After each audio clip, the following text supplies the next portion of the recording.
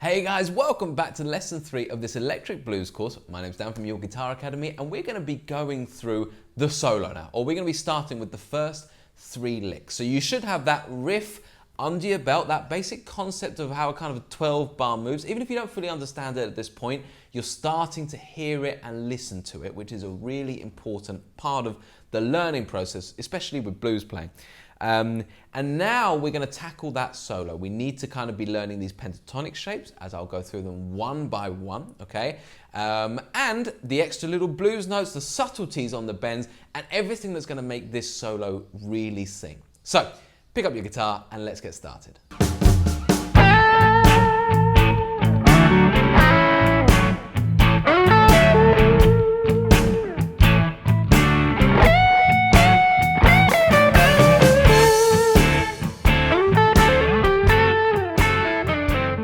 Hey guys, so if you're just tuning in, then do remember that you can head on over to the website to get all of the interactive tab, the fretboard diagrams, and the full write-ups for every single lesson. It looks great on the mobile, on the desktop, however you're viewing it. Head over there and we'll put the links in the description and in this video. Also, please do like and subscribe to this video if you're enjoying it so far and if you're enjoying the course, as well as leave us a comment. We make sure we get back to every single comment that you guys leave. Okay then guys, so let's get started with lick number 1, which sounds like this.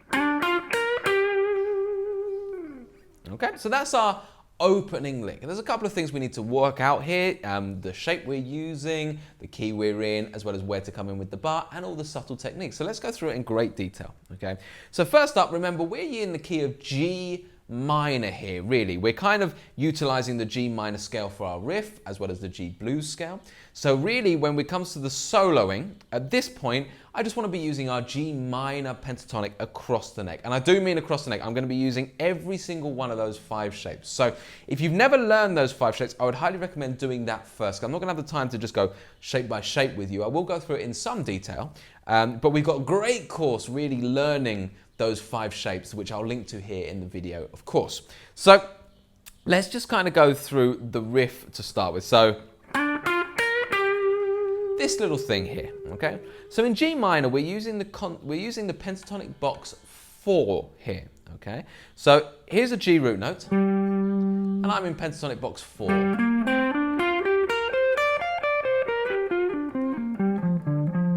So I'll do that again slowly, okay? And just a little insight here, I was easily able to find that box because I've got my root note of the G on the A string, and I know that if I find that root note, I've got pentatonic box 4. It always sits there. That's where it lives. It lives at this root note on the A string in minor. You know? So that's kind of like the shape, right? And you should have done that. You should know that shape. Again, if you're unsure about the shape, then check out also the website and the ebook if you've bought the course, because we'll kind of draw out the shape, of course, for you there. Okay, so you've got root, flat third, 4th, 5th, flat 7, root, flat third, 4th, 5th, and then flat 7, okay? And remember that we're also bringing in the blues note, right? And not necessarily right now, but we're gonna just, as we go, add the blues notes in here as well. So again, if you know the theory, root, flat third, 4th, flat 5th is your blues note, 5, flat 7, root, flat third, 4th, flat 5th, so you'd come a little out of the shape, then there's your 5th, and there's your flat 7. So you'd get...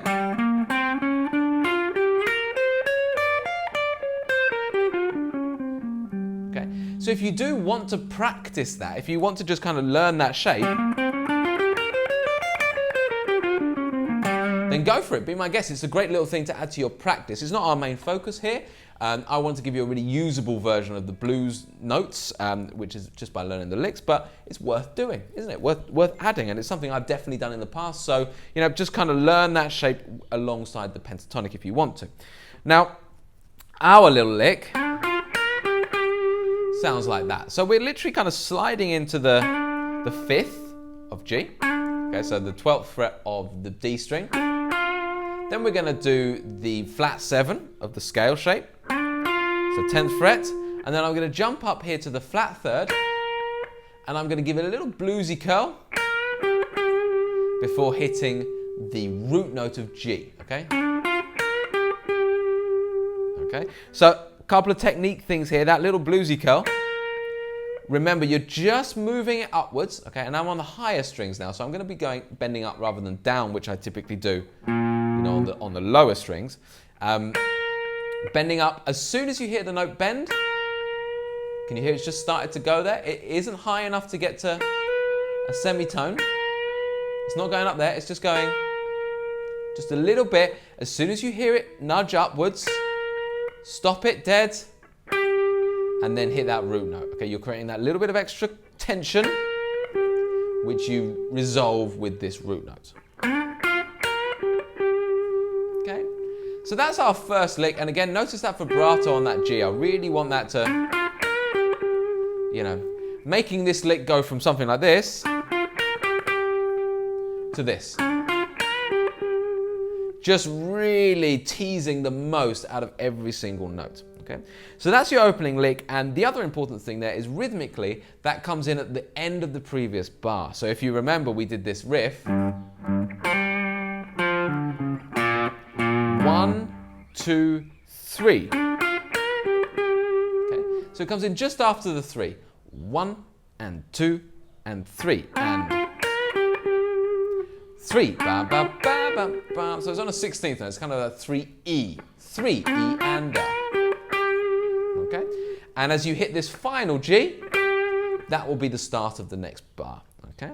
So that is how that lick functions. Let's just do it with a drum beat. 2, 3. 1, 2, 3. 1, 2, 3. 1, 2, 3. Okay? So there's your first lick. Okay? Now the second lick sounds like this.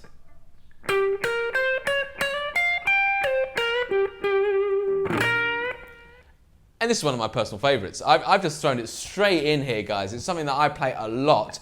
Picked up through various sources, a combination of Clapton, B.B. King for sure in there, and many, many others. But essentially what we're doing is we're utilizing the blues note. We're going from pentatonic box 4, which we've just established, to box 5. We're now going to go into box 5, okay? Which again you can find over on the website or in the ebook. Okay, but you really need to know these shapes. So I'm going like this. So I'm literally going through box 4. So 12th fret, 11th fret, 14th fret, or 13th fret I should say. And then as I hit the blues note, so this is the blues note here, right? That's our flat 5th. I'm actually just going to slide from it up to the 5th.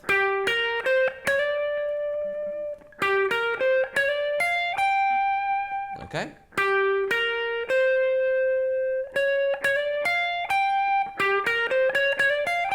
Like so. All right? So there's the root, flat 3rd, 4th, hit the flat 5th, and then flat 5th to the 5th. Then grab at the top, 13, 15, so the top of the pentatonic box 5. And I'd say those are the best fingers for that. So second finger, 1st, 3rd, 4th. Slide up with the 4th, with the 4th finger, then 1st, 3rd. And then we're going to quickly come back. So we're going to go from the 15th fret, and this is another cool technique that you're going to love. Grace note sliding. Okay, so rather than 1 and, it's just 1, 1, 1. Really, it's closer to just going than it is to going. Okay, so you've got to think about that. Really, this is the note we want to be hearing. This is just a little extra style. Let's just think about it. So, boop, boop. We quickly go back.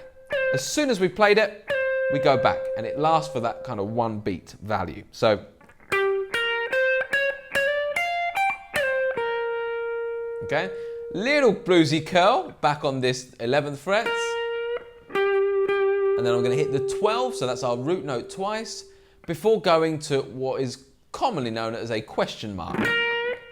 Okay, an unfinished phrase. Okay, and that sets us up. It's kind of like a question and answer, call and response type vibe. okay? And all I do there is from the root note, go up to the third, the minor third, and bend it up. You can either bend it up a quarter bend, or there you might even want to do a half bend. Okay?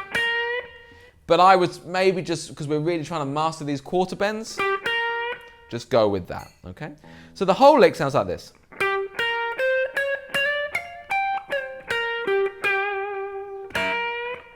Okay?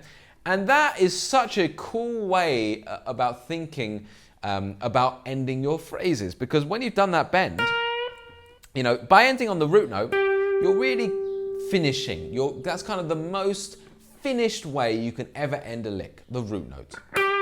You know, if I finish this lick like this,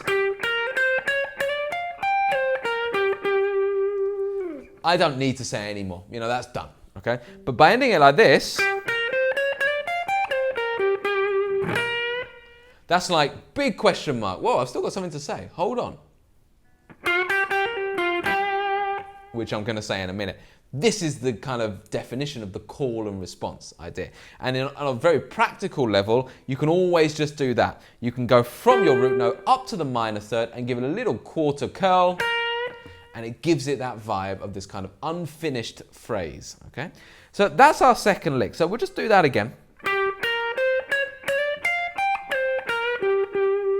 Okay? And that comes in the second beat of the bar, okay? So it's like 1, 2, like that. 1.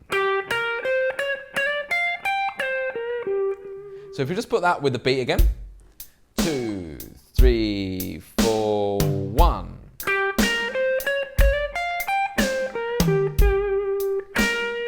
Three, 4, 1. One more time. 3, 4. Look at all that vibrato as well.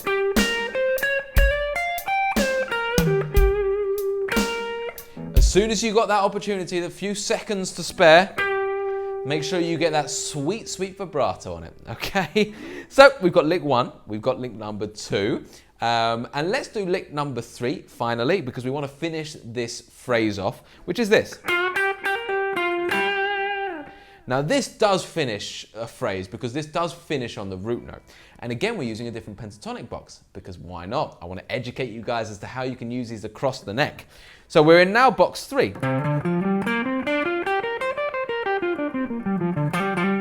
Okay, box 3 in G minor is there, okay, but you can always remember, as long as you know the box, so again, check out the website where we'll have listed the box.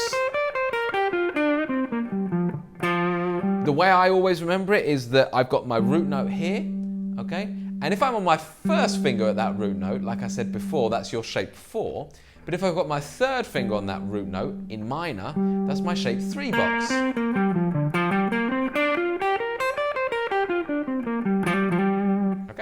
And also, like I said before, this is where we can quickly add those blues notes. So root, flat third, fourth, flat fifth. So there's the first blue note. Fifth, flat 7, root, flat third, fourth, flat fifth, fifth. So if you want to add these to your pentatonic shape, like you know the pentatonic shape inside out and you just want to add these extra bits,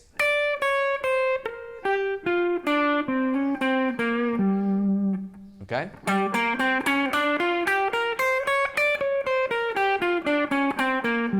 Be my guest to kind of just get that learnt as well, okay? Now for us with this lick,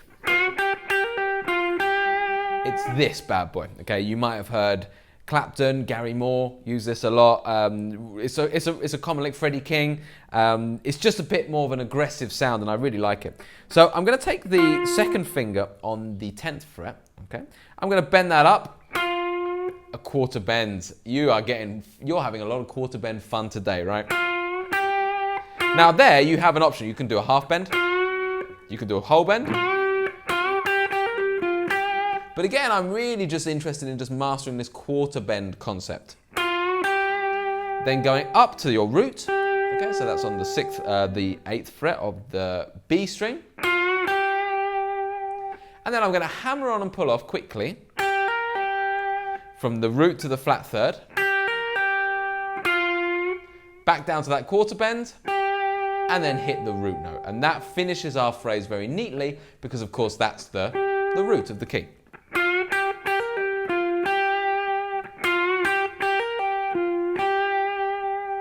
Okay, so if I added that to the previous lick,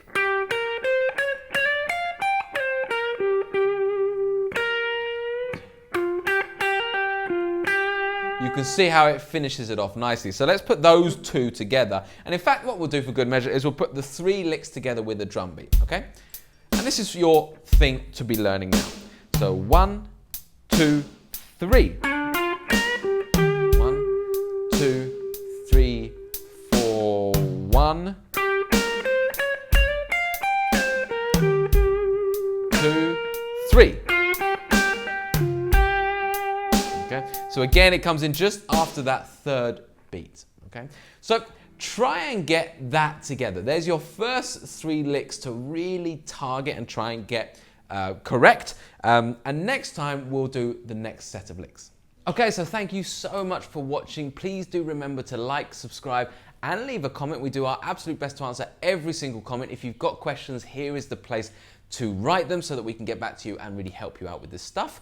If you want to carry on with this course and you're loving it, then you can find the next lesson right here, and you can start the whole thing. The whole playlist is here on YouTube as well. So click one of those 2 links and I'll see you in the next lesson.